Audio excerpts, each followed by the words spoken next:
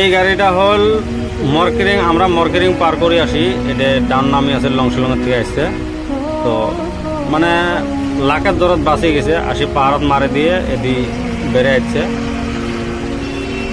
এটা তোমার ওই যে একটা শর্ট টার্নিং আছে, মরকেরিং পার করে আসি, শর্ট টার্নিং আছে, ওই ইটা পার করে আসি।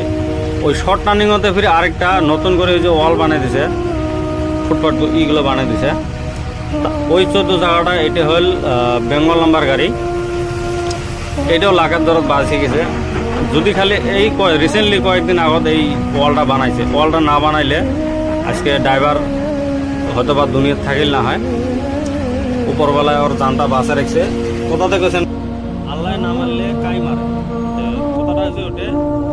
এটা হচ্ছে আরেকটা গাড়ি, এটা হচ্ছে বাইপাসের, শিলং বাইপাসের এই গাড়িটা। তো এটাও মানে এটা আবর্ত হয়েছে আর কি।